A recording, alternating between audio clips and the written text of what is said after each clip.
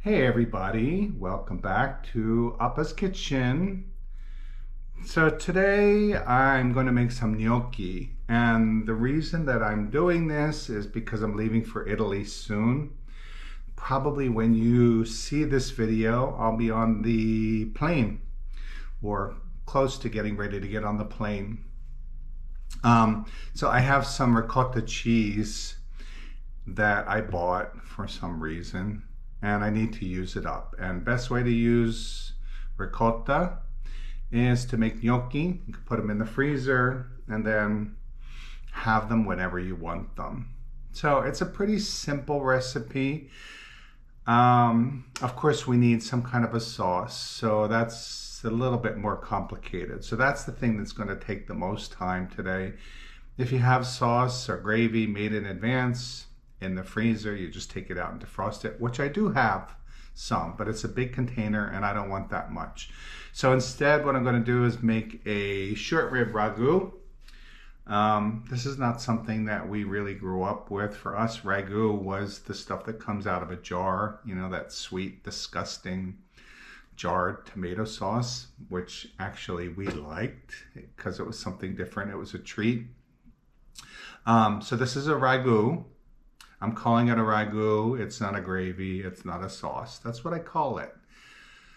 I saw somebody arguing the other day again about gravy and sauce, and you guys, you drive me crazy. Why argue? Just call it what you want to call it and understand that other people call it something else. Just leave it there. All right, sorry.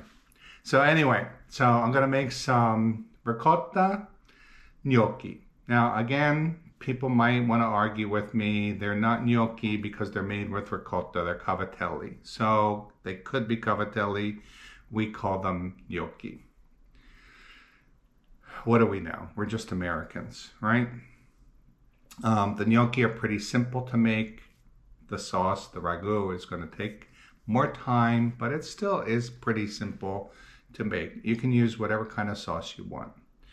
All right, so I'm going to take you to the counter. I'll show you the ingredients.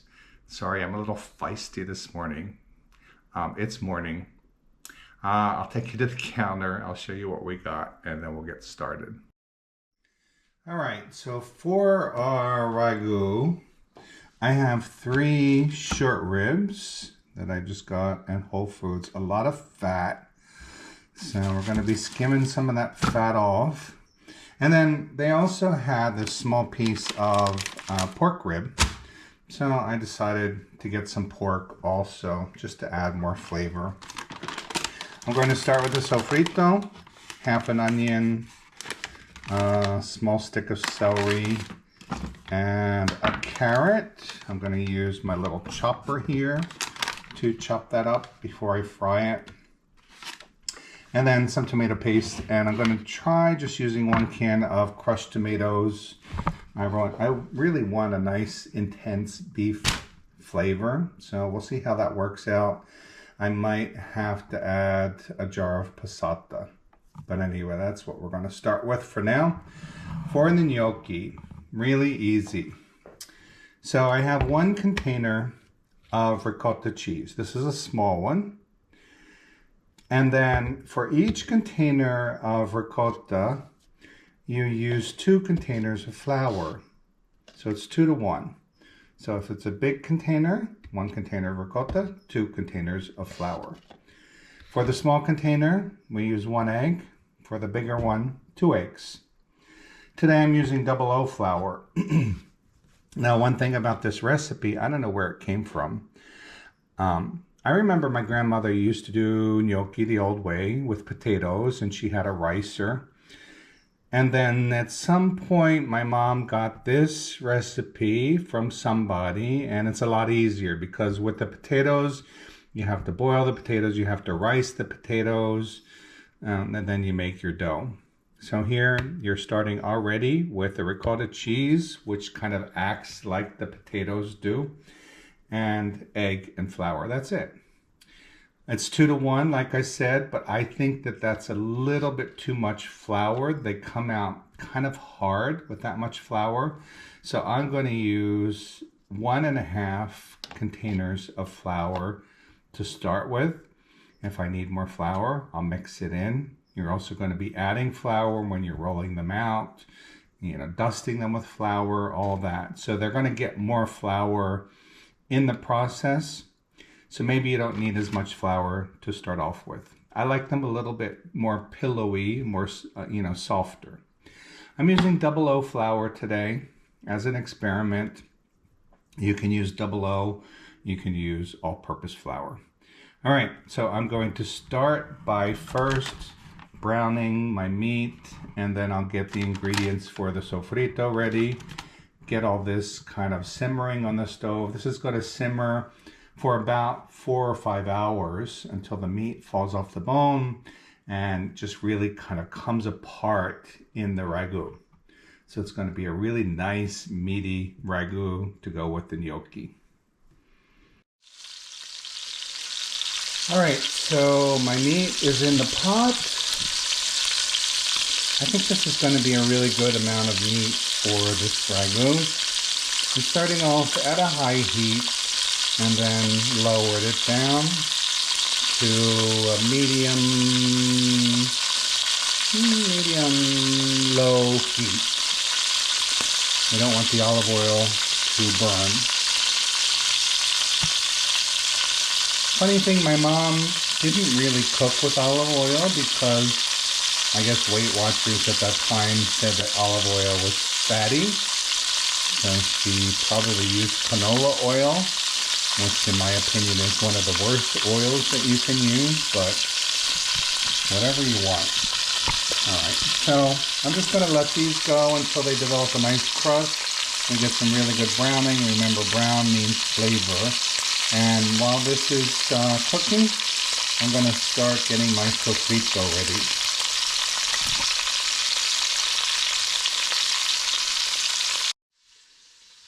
Okay, for the sofrito, I have a half onion, a small carrot, and a small stalk of celery. I'm going to use my little chopper here.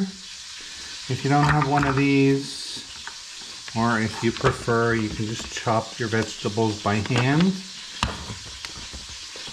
And then I'm going to go as small as I can get it.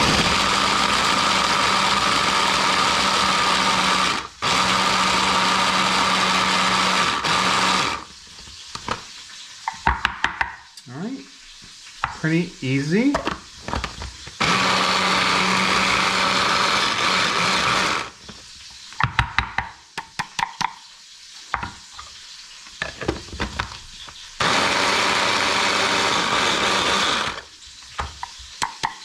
Okay, that looks good.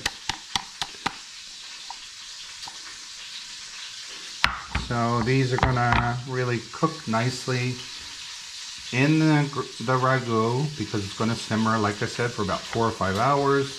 So all of this will cook down. You really won't be able to see any of the vegetables.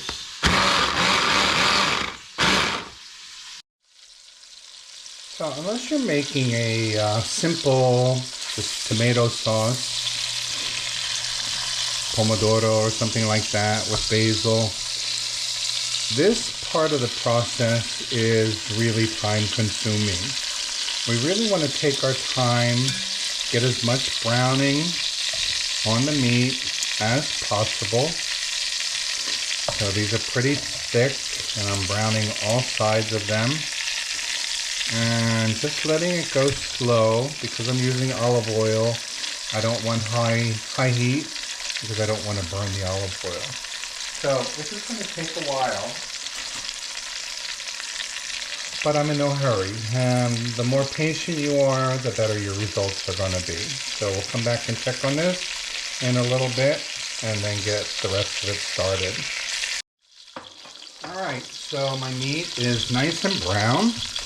And we have a lot of nice browning in the bottom of my pot. So remember, brown is flavor.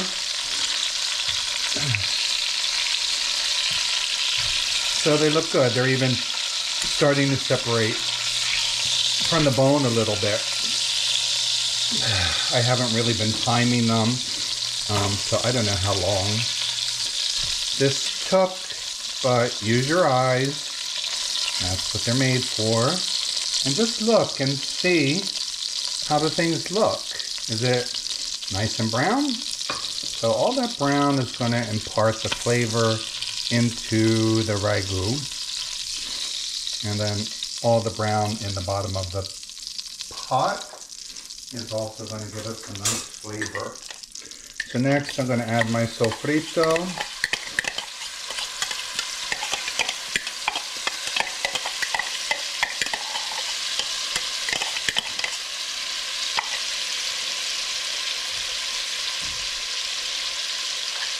And let's mix this up.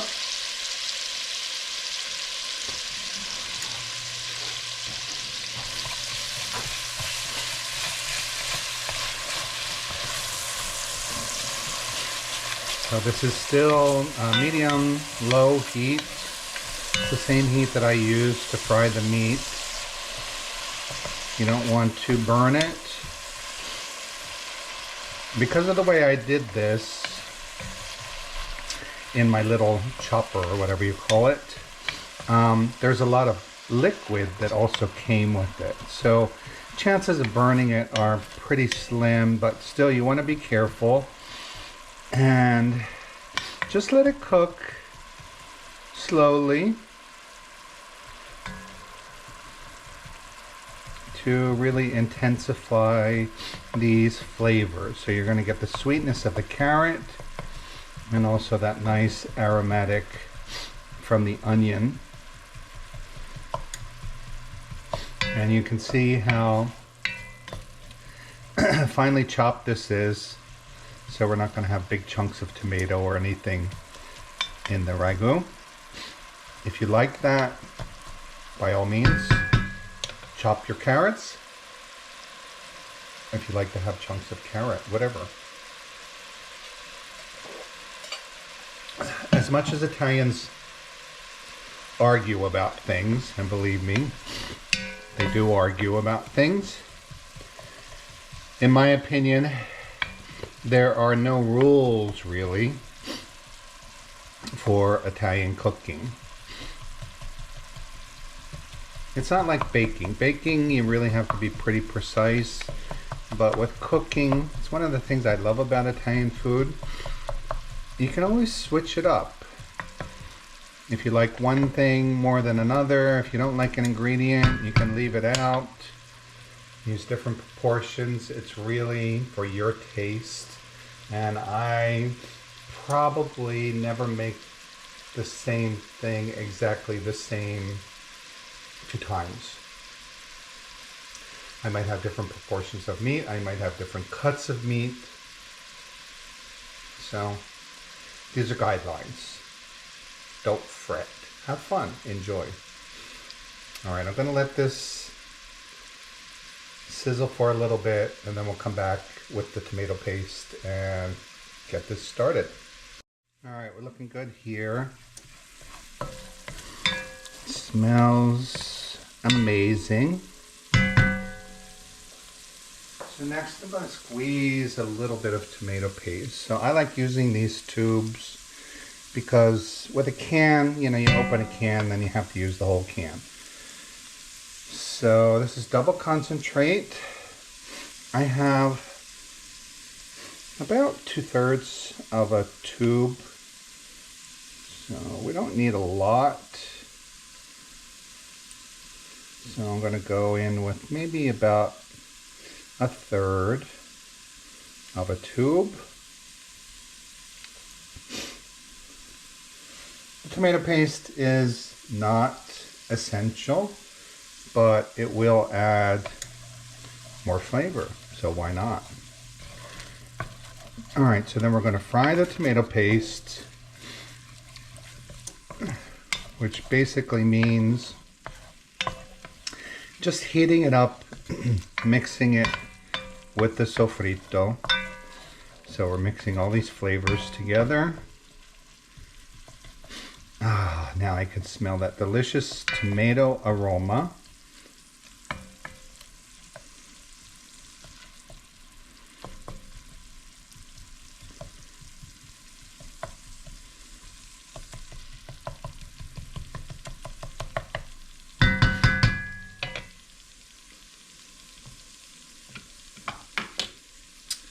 All right, so now I have some water, and this is, you know, the leftover from my chopped sofritto.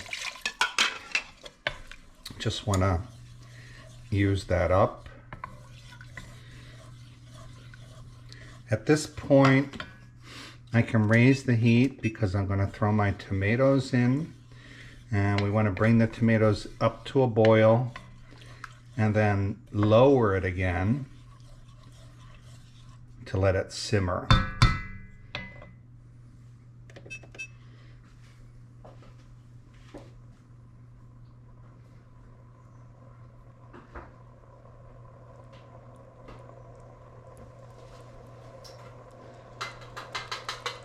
I'm using 1 can of Cento crushed tomatoes.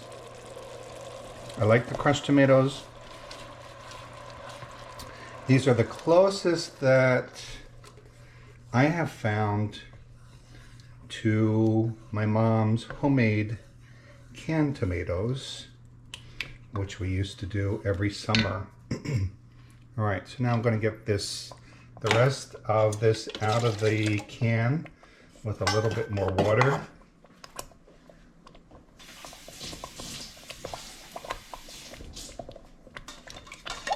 This is going to cook down, so it doesn't matter at this point if it looks a little bit loose.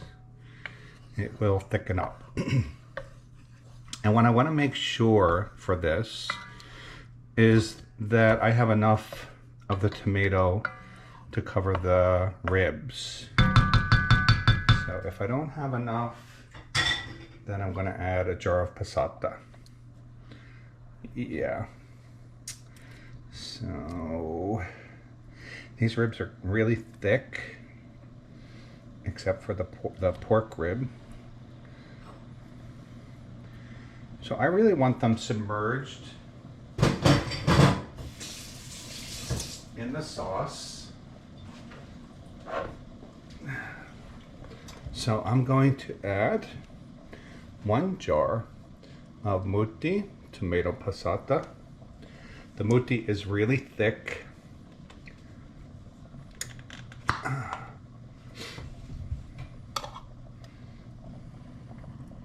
Yeah, that's perfect. And again, we want to rinse out the jar.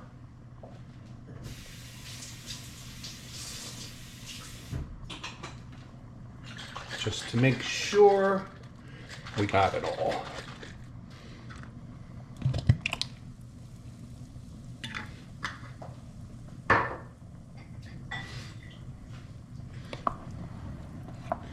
And there we have it.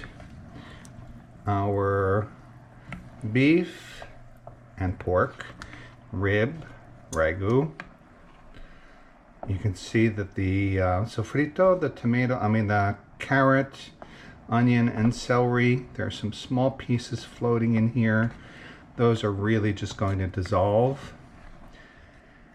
The meat will fall off the bone. There's going to be a lot of fat, so we want to allow it to cool so we can skim off the fat before eating it.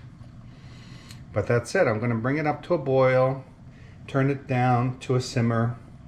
It's 10 o'clock now, so we'll say about 4 hours until I check it. I might want it to go for 5 hours. Now sometimes what I'll do is, I like this Dutch oven. Rather than keeping it on the stove, you have to keep stirring it, checking on it.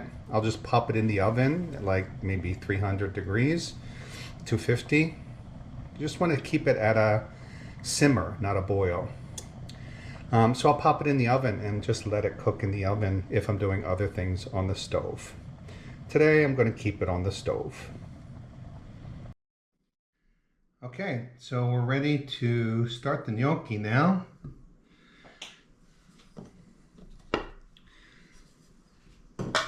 So like I said, the recipe is 2 containers of flour to 1 container of ricotta, but I'm not putting as much flour. I'm going to do about 1.5 containers to start, and then add more flour if it seems like I need it. So I like to start with the flour. It's always nice if you have an extra container around. So once you finish with this, save your container for the next time, because this one of course is going to be wet. I like to start with the flour, put my ricotta, and then the egg in the middle of that.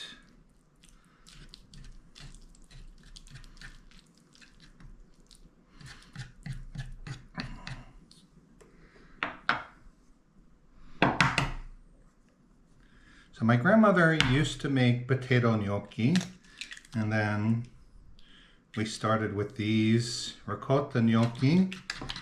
When we went to Italy in 2019 and visited a cousin, my cousin's wife, Renata, was that her name? I don't remember now what her name was. No, her name was not Renata. Her name was something. Anyway, she made potato gnocchi for us. They were so delicious. They were so light. And she used 00 flour, so that's why I'm using 00 flour. And also, this is why I'm not using as much flour as my mom did. Because I realized that gnocchi are supposed to really be just kind of light and fluffy. All right, so I want to incorporate the flour and the ricotta, and I'm going to use my scraper at this point. You don't need to knead this dough a lot. It's not like pasta dough, spaghetti or ravioli. So you're really just incorporating the ingredients.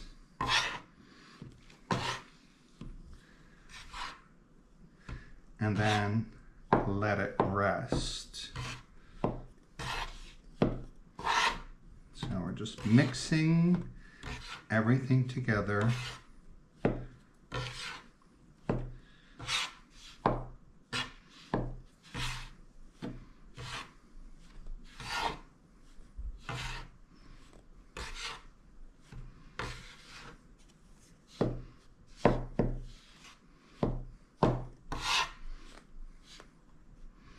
All right, let's see if we can get this to form a ball.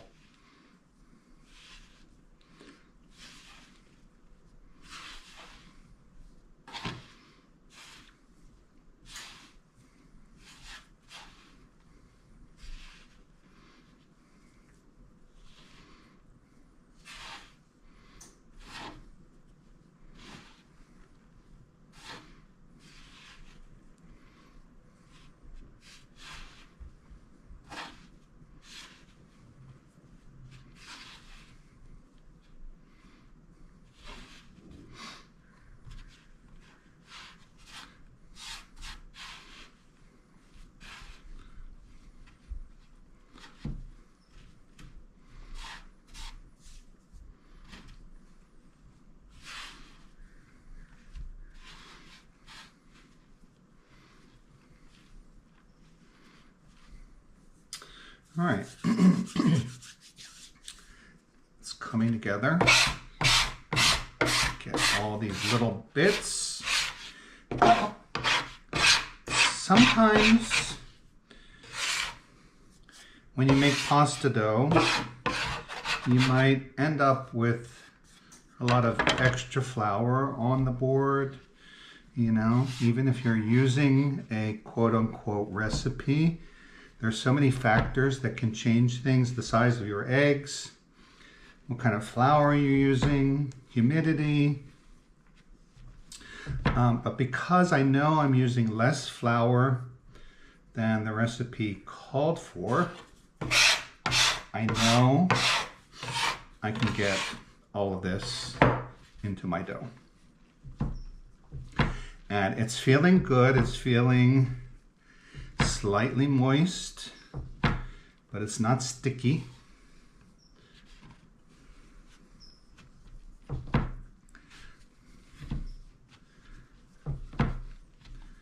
And I think that is it.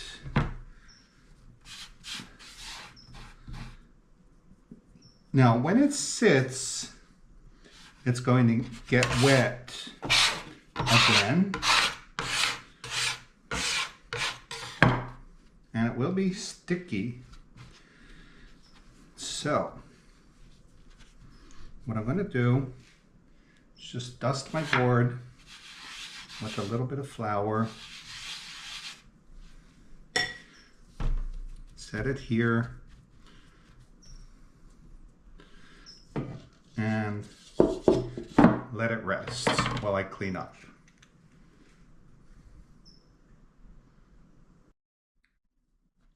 All right, my dough has been resting now for about 25 minutes. So it's nice and moist. It's not, I don't know how to describe it. You can see it's still, there's some cracks in it. So, you know, it's not fully integrated like a dough for spaghetti would be. But it's good enough. So I'm just going to cut off a piece and using some flour, roll it out.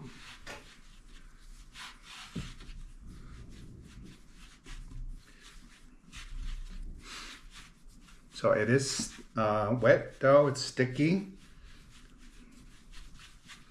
So you'll be using a lot of flour during this process. So that's just one more reason why I don't put the full 2 containers of flour when I make them.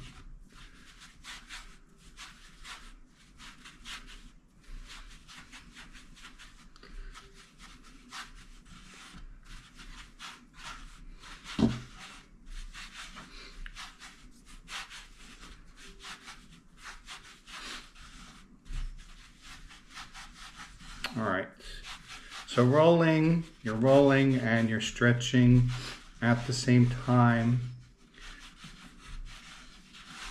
It's a little bit too much flour on my board right now, so I'm not really getting the traction that I need to do this, but I think we are good. Okay. So then you're just gonna cut the pieces. Size is up to you. You just want to try to make them as close to uniform as possible. You know, unless you're doing it by machine, you're never going to get everything exactly the same. Okay, now some people will just stop there. So there are in your gnocchi. But in my house, we always rolled them out. So there are a couple different ways that you can roll them out. You can use your fingers. It's the way my mom did it. So that's a pretty nice gnocchi there. And the reason we roll them is now you have a lot more surface for the dough. So there's a lot more surface for your gravy. Okay, the other way you can do it is with a fork. Now, I always did it like this with a fork. So starting kind of with my little piece of dough at a diagonal and just run the fork into it and pull and roll. And then I remember making these with my sister. And I think my parents maybe were at church and they came back and my mom said, or my sister said, look at how he's doing it. And my mom said, that's wrong. So not approved by Mrs. Capra. The other way you can do it is with the fork this way. And this is the correct way as far as I remember, because then we're getting the edges on the outside. Maybe it was on the back of the fork. So I think today I'm just gonna go with my fingers. This is really the easiest way.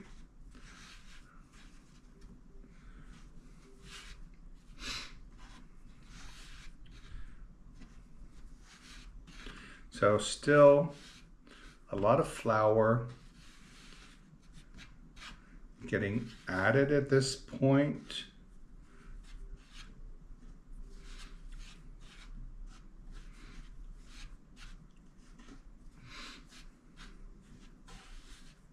All right, and then what I'm going to do is put these on a cookie sheet. I have a piece of parchment paper dusted with flour, and I'm going to put them in the freezer. Even if I'm making these for the same day, I still like to freeze them because it's a lot easier to work with them when they're frozen. You know, when they're fresh, you put them into the pot and they might all stick together. You get this big clump of dough. When they're frozen,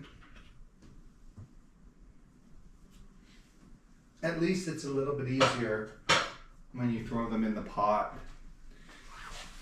because they kind of stay away from each other. All right, so we want to cover that up while we roll out the rest of the dough. This is my last piece of dough. It's really going pretty fast at this point. So a couple things here. If you have too much flour on your board, then it is going to be hard to roll things out. So I'm at the end here. My board is pretty dry. So it's pretty easy to roll. These are sticky, but it's okay. As far as the shape, you know, I mean, somebody probably would be looking at these and saying, no, you're doing it wrong. Don't worry about it. All you want to do is make a little dough ball that has a few different surfaces on it for this delicious sauce to really get in there and cover them. So if they don't look perfect, don't worry about it. The more you do it, the better you get at it. These are definitely not the best looking gnocchi, but you know what matters is how they taste. All right, so now I'm gonna pop them in the freezer and just let them freeze.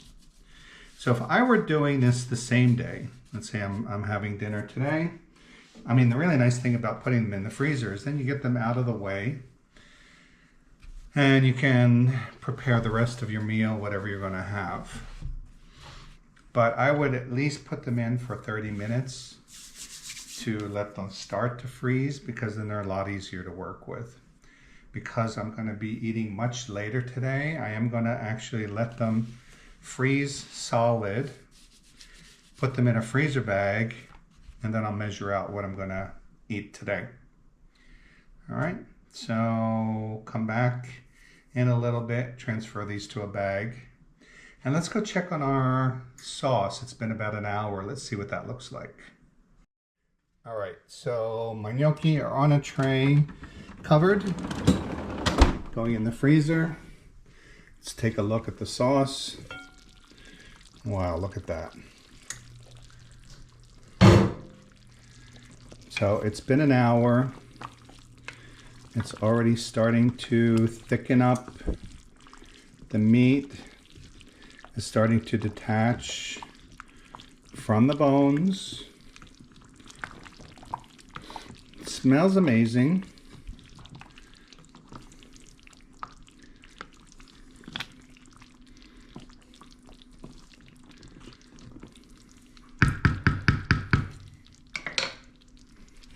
And you know what that means?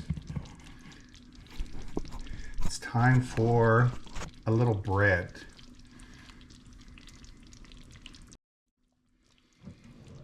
This was my favorite part about Sunday morning, was the part where we got to take a piece of bread, usually it was Wonder Bread, and put some gravy on it. And I do remember at least once wanting to do this and my mom saying, no, it's not ready yet.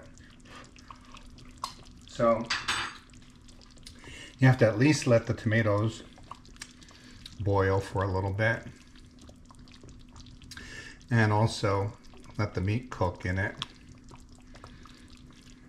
So it's been an hour.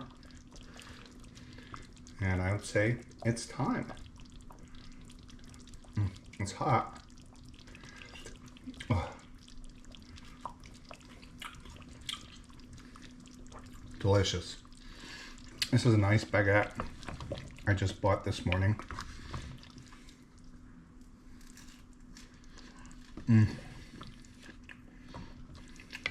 Already has so much flavor. Just a few simple ingredients. You want good quality tomatoes. Your sofritto, the onions I can taste, have flavored it nicely. And then meat. And if you don't want to use meat, don't use meat. You can make this without meat.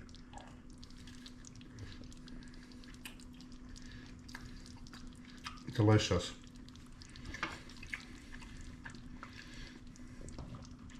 All right, so now it's 11 o'clock and I'm gonna let this simmer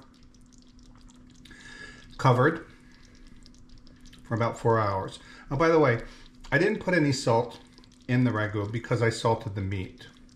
So, you know, I don't like to use a lot of salt, believe it or not. I might, after it's simmered and the meat has really fallen off the bones and it's really flavored, give it a taste. Maybe I'll add a little bit of salt, but you know, we put the locatelli cheese on at the end. People can always salt their food at the table. So I'm one for just not really salting things too much. All right, I'll see you in about 3 hours. Okay, it has been 3.5 hours now. Wow, look at that. So this is really cooked down. I turned it down a few times. So we started at four dots. I turned it down to 3 and then I checked on it and it was still kind of boiling more than I wanted. So now I turned it down to 2. So it's on a really low heat at this point. It is just really thickened up nicely. There's a lot of fat here.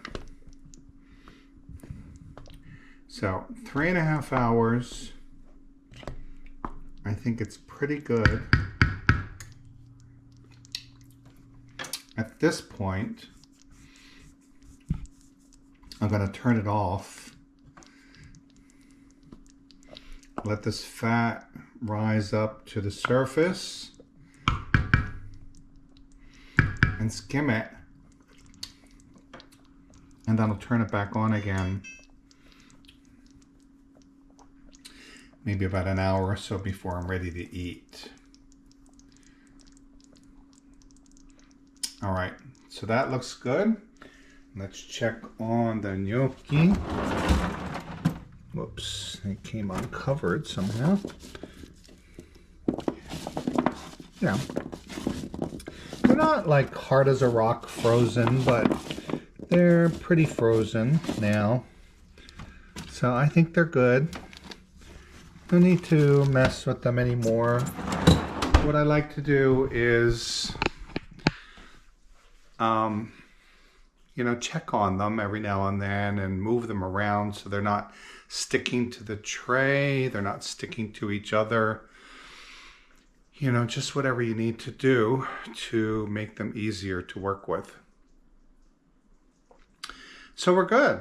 I'm gonna have a little bit more gravy on bread right now because I'm kind of hungry. I had a little nap.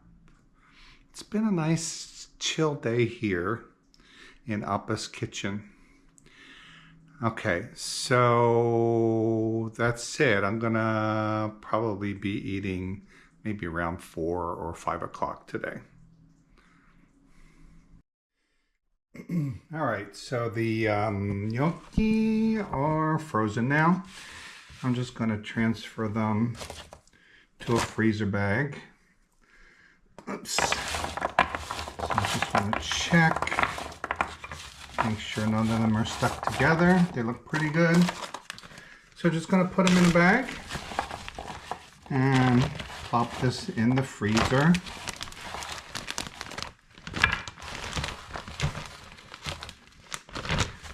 So really the only difference from between frozen and fresh, it'll just take a little bit longer for them to come to a boil once you put them in the water.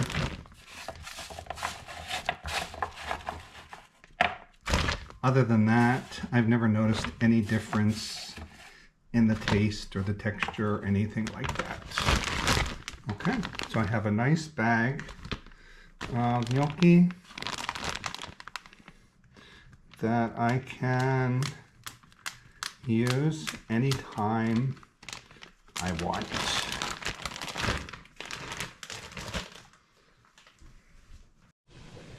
All right, so I have a pot of boiling salted water here, and I just measured out the amount of gnocchi that I want for my dinner tonight. So I'm going to put that in there and give it a little stir.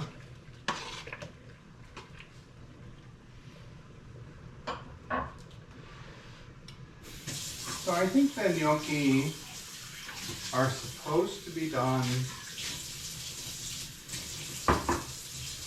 when they float to the top, but I don't really trust that. So I'm going to let them float to the top and then go for a minute or two because they were frozen, and then I'll test them. Let me show you this ragu. This is just amazing.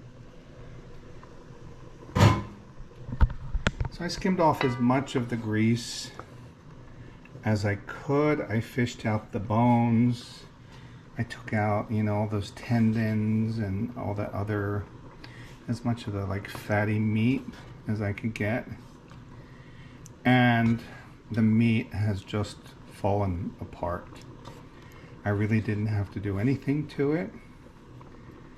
So this is just a beautiful, meaty, thick ragu. It's going to be so good on these gnocchi. Okay, so I'm going to get ready to test. Look at that. Look how thick and meaty that is. So I'm going to take some of my ragu, put it in my dish.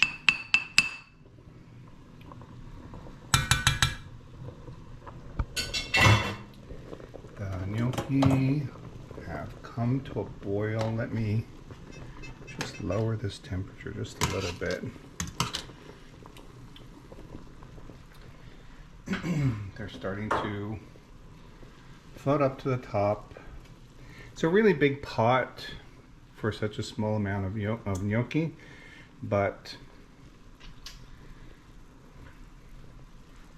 what are you gonna do? I did this because I wanted the water to stay hot, and I figured throwing in the frozen gnocchi into such a large pot of water, it would come back to a boil pretty quickly, which is what it did.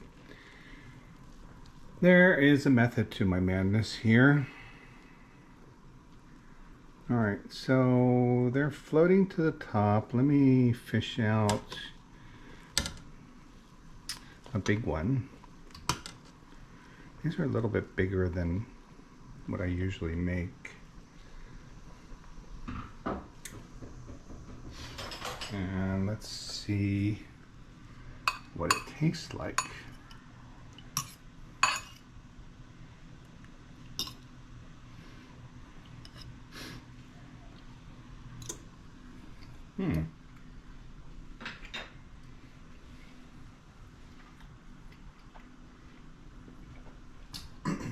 Really nice and light and fluffy. I think it could still cook for another minute. All right, so I'm gonna meet you at the table and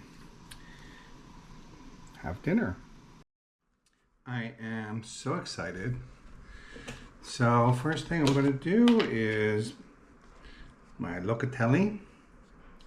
So this is pecorino romano cheese. As I have said many times before, if you've ever watched any of my videos, it's salty. It's saltier than Parmigiano. This is what we use. I think it is a superior cheese because of the flavor. And then my fried hot pepper flakes. So that is my salt and pepper. Let me show you what we got here. Beautiful ricotta gnocchi with a very meaty, mostly beef ragu. Okay, let's give this a taste. So much, look at this meat. So good.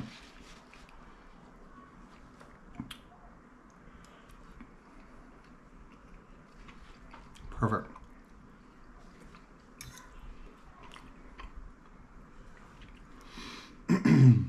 I think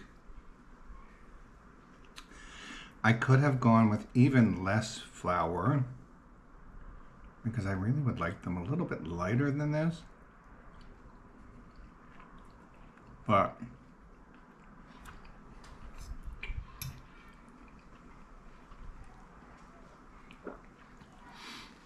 they're delicious, and the ragu is just amazing. So I texted my friend Amy.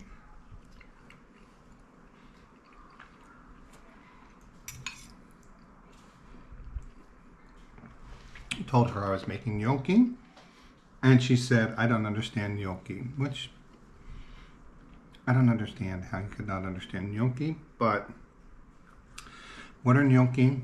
It's a sauce delivery system. That's all it is. I mean, what is pasta? It's just flour and water, right? Egg. It's not like you're getting a whole lot of flavor. The flavor comes from what you put on it. It's so good. When I moved out of our home, I was the last one to leave. I'm the youngest. My mom started this tradition.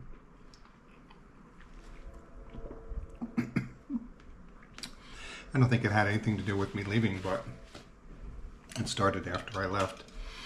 She would have her siblings over for New Year's.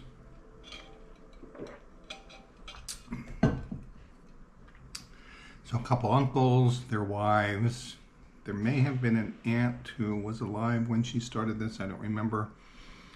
But we had one uncle, Uncle Larry, didn't eat cheese.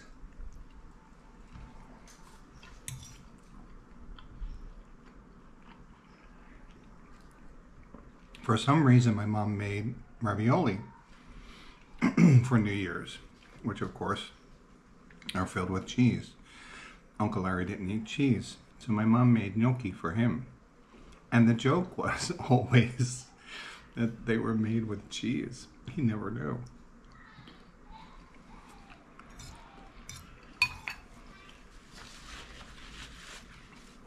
The level of deception. For years,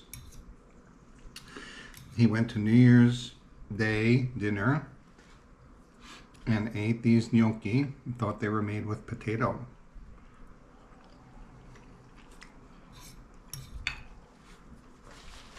I don't know if anybody else was in on it, but Uncle Larry, they were lying to you.